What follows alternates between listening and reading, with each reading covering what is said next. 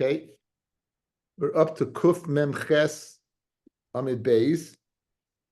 Kuf Mem Ches Amid Beis. And we are 2, 4, 6, 8 lines to the bottom. So we had some interesting shadows yesterday. In the shadows of Shriv Meira, and just to reiterate, a Shriv Meira, if he leaves over something, then it's a matana. If he doesn't leave over and he gets better, then he gets it back. We only made that the only reason he gave it away because he thought he was dying. Therefore, but by leaving something over, obviously he thought he's going to still be around. So now Gemara wants to know what happens if he does. He gives it away in a different way. The Gemara is going to. There's a few different ways you can give away something. So he boilahu a shchim mirashe higdish kol nechasav. He went ahead and he was magdish. He made everything kodesh, all of his property. So obviously, it was all his property. We assume that he thinks he's not going to be in this world for a very long period of time. And lo and behold, v'omad me'leib kuf mem chesam at base and 8 lines in the bottom. V'omad, and now he gets better. So mahu, does he get it back or not? Mi aminon kol legabe hegdish gomar umakna.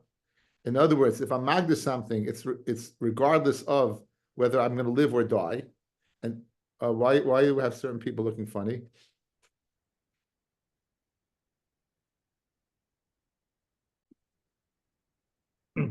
So maybe when a person's magdish something, regardless of whether he lives or dies, he's giving it away. So therefore, omad, if the shchiv meira is omad, it still would not get it back. Omad, he still would not get it back. There's a svara to say that. I do more perhaps kol legabe nafshe like omar, right? A person doesn't want to be mafsid his property, and therefore like omar makna. In other words, the understanding was it's hegdish if he dies, and if not, then it's not. Now, imtim soloimar, and if you're going to say that regarding hegdish, he's gomer bedaita and he's magdish whether he lives or dies, what about hifka kol nechasav? So this is an imtim soloimar. If we can be poished the shaila by hegdish that he gives it all away, what about if he's mafker, the shchimera is mafker his property? Again, that's another way of getting rid of your property. He's mafkol his property. Mi amrinon, do we say kivin the afla aniyim ke'ashirim gomar umakna? Since he went ahead and even for universally he gave it away to everybody, not to particular individuals, then he's gomar umakna whether he lives or dies. Idilma, no. Kol legabe nafshe loy gomar. A person is not going to be mafsin himself, and if he gets better, he gets better. Umikne says the Gemara, loy gomar umakna. He's not makna. Now, imtim soloima. Now, another imtim soloima. If you're going to say imtim soloima, if you're going to say by hefker, he's gomar bedaita to be mafker in every way, even if what he lives, he gives it away, right? What about if he gives away his property to aniyim, right? What's the tzad m'shayla? Mi amin litztaka vaday migmar gomar umakna. Vaday b'tztaka he's makna even if he dies, even if he lives. Idilma kol legabe nafshe lo gomar umakna. And on all these shaylas, the Gemara says teku. Okay, so we start off with hegdish, we go to hefka, we go to chilik, and we go to all this is teku. Amrav Sheshes. Now Shchiv Meira goes ahead and he gives his property away in one of the following lashonos. Right? He's going to use various lashonos, and here's the lineup. Okay? He says, Yital, that so-and-so Pliny Yital should take, or V'yiska, so-and-so should be Zeiche, or V'yachzik, so-and-so should be Machzik, he should take possession of, V'yikne, or he should acquire, Kulan Lashon Matana, and all these are Lashon of Matanas. In all these cases, they're a Lashon of Matana, and there is no shailin that he means to give it away. B'masli Santana, in a Brisa, we learned, Af Yachsin v'yeras b'roy liyarshay. If the person is roy liyarshay, the Lashon of Yachsin or Yirash would go ahead and be a way of giving it to someone who's roy to inherit. This is Lashon of Yerusha. Right? And this would be according to Rabbi Yochanan and Breika, if you remember, Rabbi Yochanan Breaker, we paskin like is able to give away ben abonim. In other words, you have a few children, you can able to go ahead and say, I'll pick this one over this one. So if he goes ahead and says the lashon of he's dying, let's say, and he says Yachsin Ploini or Yeres Ploini, it would work. And according to Rabbi Yochanan Breaker, that it would not be masna al mashra kosa b'toira because he's giving it to someone who's royal liyoshai. Now, iboyelahu. The Gemara has following shaila. What about these lashonis? If these lashonis are lashon of matana, says the Gemara, yehona behen mahu. If he says this person should have a no for my property, then have a kula matana kama. Is he saying that it's giving it away totally as a matana? Maybe he should have enough from it, but he's not actually giving it to him. Telling a person that he has usage of something does not necessarily mean it's his. There's two ways to learn. I want to give it to him totally, and he should have anah, or no, just have anah, but not give it to him. Yeirah behen mahu. Plain yeshivat should yeirah should be seen with my property. Yamai behen mahu. Why don't the guy should stand on my property? Yishon behen mahu. He should go ahead and incline or rely on my property. What's the din? Take off. Look at Rabbeinu Gershom, the top line. Imama shchiv mira yehona mehen. The mashma de mishana behen bechol inyan. He should have hana in any which way. Kimoi b'nechosim shel atzmai. As like it's, he should have hana like it's his own. So then it's a lashon matana. Mi amin the lashon matana. Who I lie? V'hachinami yeroa. Yeroa. I mean yeroa. B'nechasa mamish, you should be seen with the nechasa mamish. V'achanami yishoin, kloimar yismach behem kinechasa. You should be soimich, rely upon them like your property. V'achanami yamayid, so to yamayid the mashma yamayid b'nechasa. You should stand on the property. So the question is, it's a bit ambiguous. It's not so clear these lashonos whether what it means an outright matana or not. And the Gemara remains regarding these properties. The Gemara remains teku. Iboilahu, following Shaila. Shaila follow. Mocha kol nechasa. Now he didn't go ahead and give it away. He went ahead and he sold all his property. He sold it, right? Now, let's say he gets better. He's a shchiv meirah. He's dying, and he sells the property. Now he gets better. Is the sale void? Or since we say he sold it, and he thought he was going, and there it's an outright sale. That's the question. So machar kol nechasa. Is it considered what? A good mechira or not? Says the Gemara, Amar Rabbi Yehuda Marav, Im Amad Ein Chayzer. If he gets better, then what? Then the sale is a sale. Bezimin Amar Rabbi Yehuda Marav, and sometimes Rabbi Yehuda said the name of Rav, Im Amad Chayzer. If he gets better, then he gets it back. So how's it possible? He sells his property, and the same Rabbi Yehuda, quoting his great Rebbe Rav, said sometimes he gets it back and sometimes he doesn't. V'loi pligi, and there's no machlokes. When do we say that what? That he gets it back? If what? And when you say that he gets it back, it's if he still has money. When he still has money from the sale, it's like what? Like it never went through. Tap Rashbam. Hadisu benayu. Chayzer. Then he gets it back, the property. The lahachi shav kinu. That's why he left money around. She'im amoid. If he gets better, mecholi achsireng. In other words, by the fact that he didn't go, he sold it. Guy is dying. Now, dying means, it doesn't mean it's on, he knows he's going to die. So why he sells it and he still has money around? Why did he keep the money? Because obviously he felt he's going to get better. Memela, we can be oimei that therefore the sale should come back to him. So therefore, when Rav said that the shchimera who sells his property gets it back if he gets better, is speaking where he still has money from the sale around. The fact that he still has money from the sale around shows that he didn't think he's going. Good? That's the, and the second way, he took that money that he sold and he had chayvus and he paid it off. So obviously what he wanted the sale to go through. So therefore, im amad loy chayzer, if he gets better, he doesn't get it back. So again, Rav's saying if he sells his property and it gets better. Does he get it back or not? It depends.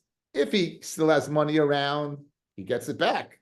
If he doesn't have any money around, he used it to pay off his chayvus. Obviously, he never expected to get it back, and therefore he just wanted to make, he should die. No cheshbainis in shemayim that he didn't pay up all his debts. Beautiful cheshbon to make the difference. Iboilahu shchiv meira shehoida mahu. A shchiv meira who goes ahead and he says he's moida. Says Rashbam. For Omai b'cholyav sadu moyes halalu shel plinihem. This money or this field that I have belongs to so and so.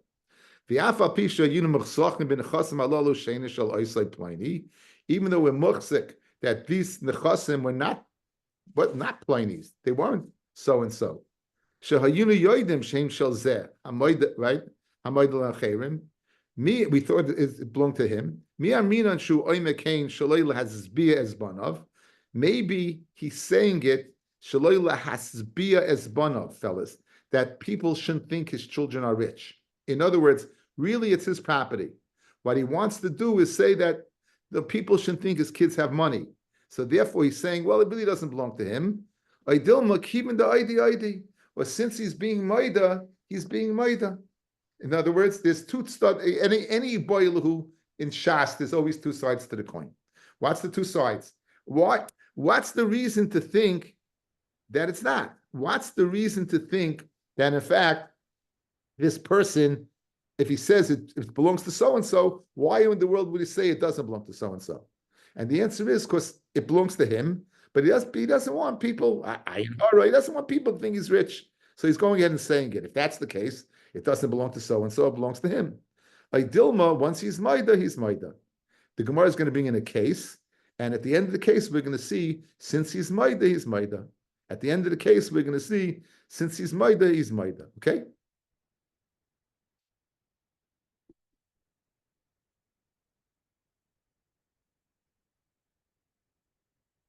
Say boilu. Shchiv meira shachayda mahu. Tashma.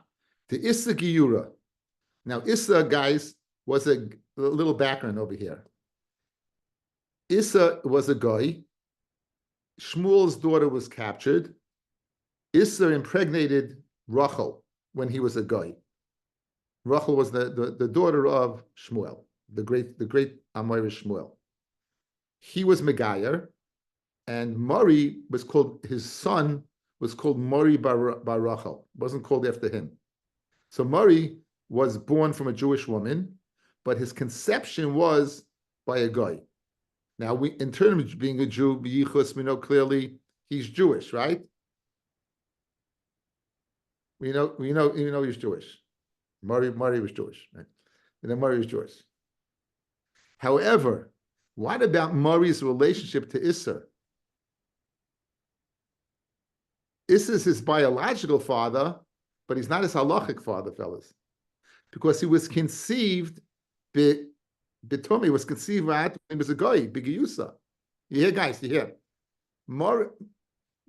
Issa was the father of Mari biologically, but when he fertilized Rachel, he was what? He was a guy. So now here's the story: Issa's dying. Issa's got some money entrusted to Rava.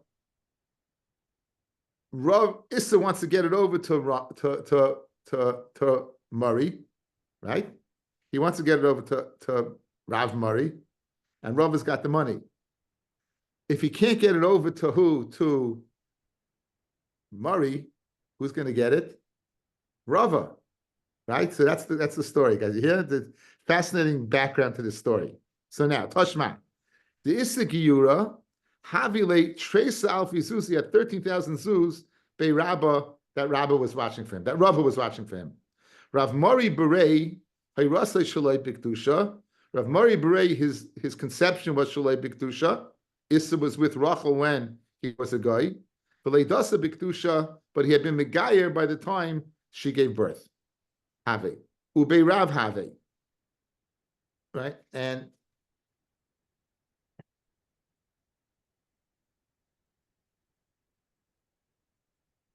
Ubei Rav Have, and that time where Issa was dying, Rav Mari was in the Beirav, meaning he was in yeshiva.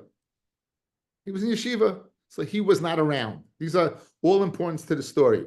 So you have Rava and Isar, and the third party is Mari, and Rav Mari, excuse me, not Mari, Rav Mari, and he's not around. He's in yeshiva. So Amar Rava, Heichi nikninu Rav Mari lahani zuze. How is it possible that Rav Mari could be coin of this money, right? That's entrusted to me. Ibi Yerusha, if Issa dies and he's going to get Yerusha, he can't.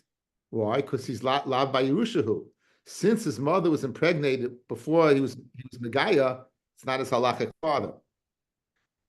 If he wants to get a b'matana, matana shchim meira, ki Yerusha shavi rabbanim. He said yesterday, the matana v'shchim meira is like Yerusha. So kol hecha the Yerusha isya, the matana kol hecha the lesser b'Yerusha, lesser b'matana. In other words, when a Yerusha works, then you can get it b'matana. In this case, Yerusha is not working because he's not what? He's not his Yerush.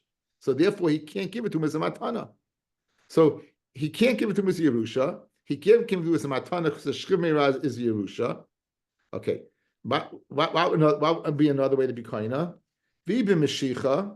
So let Mari come along and take it himself. Less than Gabe. He's not here. The money is by me. It's not by what? It's not by Mari. Ibe Chalipin. Let's say Issa could go ahead and be makna to him using a kinyan Chalipin, right? Picking up the Sudar.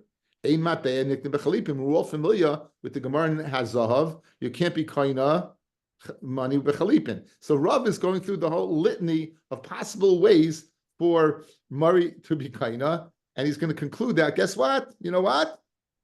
I got it made. V'i agav karka. Okay, another way, guy. Kinyan karka, guys, right? Agav. What's the kinyan agav? You're koina the karka, and along with the karka, agav that, you're going to be koina what? Metaltalin. So Easter will go ahead with a piece of karka. He'll be makna, be koina he'll give the karka to who? To Mari. And along with that, he'll schlep the 13,000 zuz. Guess what? Easter has no karka. Okay? Easter has no karka. Iba chalipin, amen, b'chalipin. I got karka, less the yara. Ibn Maimit Shlashtan. Okay, we had now for the third time the idea of Maimit Shlashtan, the three parties to something, the giver, the receiver, and the one he's getting it from. Right? If they're all three there, you don't need a kinyan. That's what we said. So the three parties over here will be Rav Mari, Iser, and Rava. If they all come together, b'Maimit Shlashtan, then he could give it to him. Right? Ibn Maimit Shlashtan, Ishalach li. Guess what? It takes three to tango, right? In this case, my Mishlashon takes three. I won't come. I don't know why Rafa would want this money so badly, but whatever. So L'chaira, Rafa said, I got the money. Now, all this story is to go ahead and answer the question, right? It's to answer the question, when a Shchimera admits to something, does he want his children not to be wealthy, or he's admitting something to the truth? Okay. So, Maskiv lo Rav Ika berei de Rav Ami to Rava, Rav Ika berei de Rav Ami. He asked Rava, you say there's no way for Issa to get the money to Rav Mari. Amai for loidi Issa de lahave zuze de Rav Mari ninu. Let Issa be moida that this money belongs to Rav Mari. Let him say on his deathbed that this money belongs to Rav Mari, and that's our shaila. If a shchimera is moida, is he telling it? And with this haida, his being moida, that will be a kinyan. That with this haida, that will be a kinyan. Such a kinyan.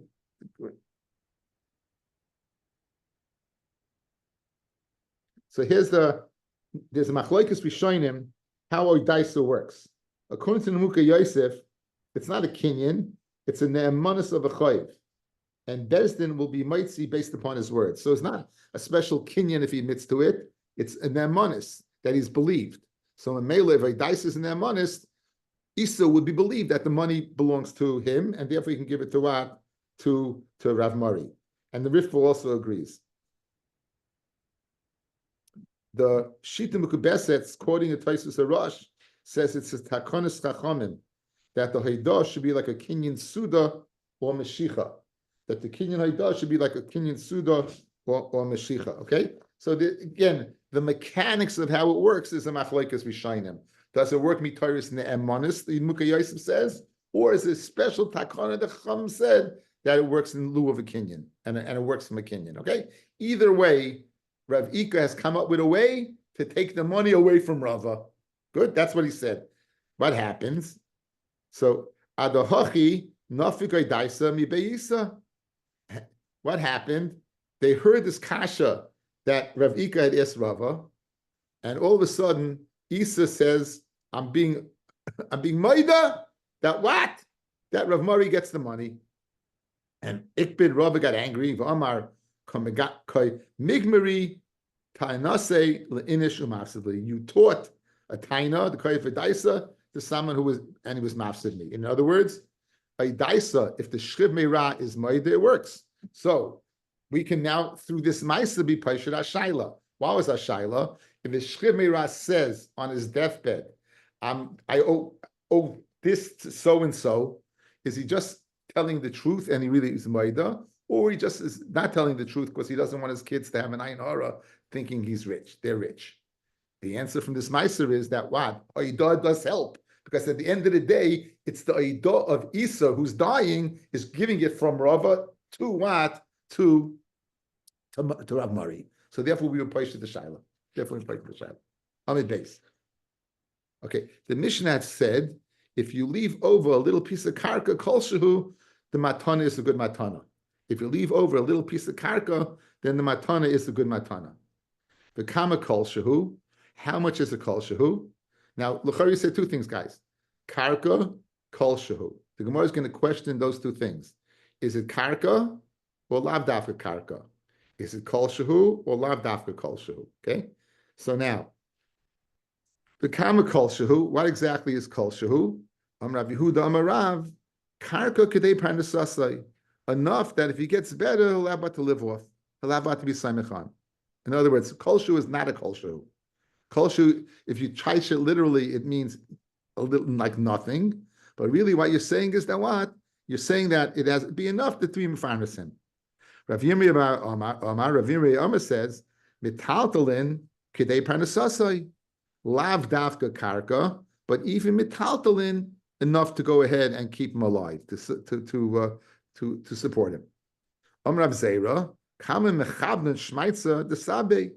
How direct, how wonderfully clear is the shmaitza of the elders of Rav Yehuda in the name of Rav and Rav Yirmiyah bar Abba. They're the elders that look. They're saying such a kavandik thing. What are they telling you? Karka taimamai. What's the reason karka? The ikoi, if he gets better, samachala. Metaltal nami ikoi samachalavayu. So that's what we're saying, guys. We're saying that karka is lav dafka and kolshu is lav dafka. Karka could be metaltalin, and kolshu is enough to support me. As long as it's enough to support me, that's the amount. So lav dafka karka and lav dafka what? Lav dafka kolshu. Again, we're getting a different story according to Rav and Rav Abba.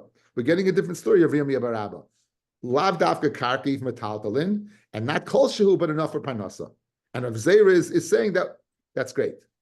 Says the Gemara, Maskal Rav Yosef, my kavanta. What's so mechuvin that Rav Yirmiyah and Rav are saying the same thing? They're on the same shlav.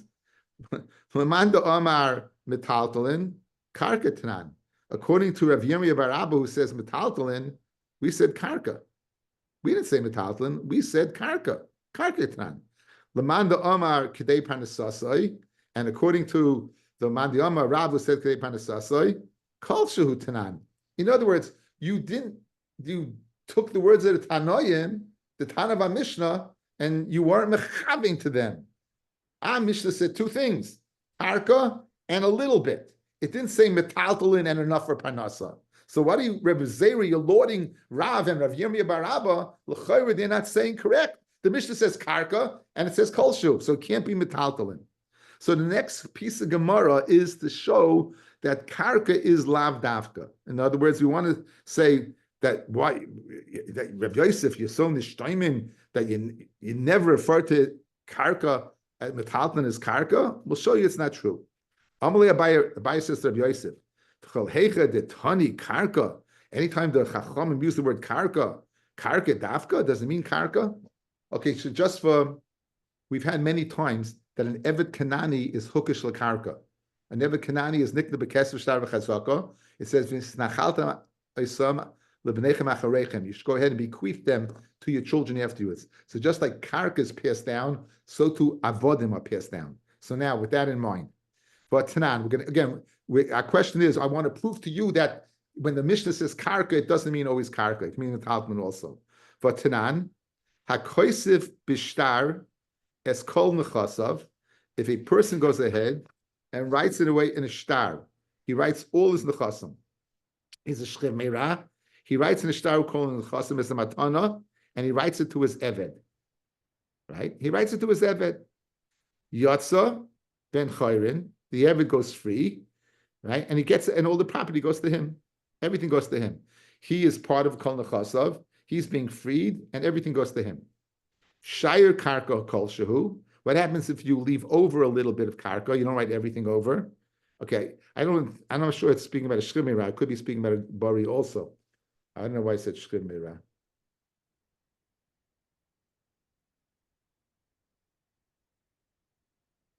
Okay, anyway, if he leaves over a little bit, right?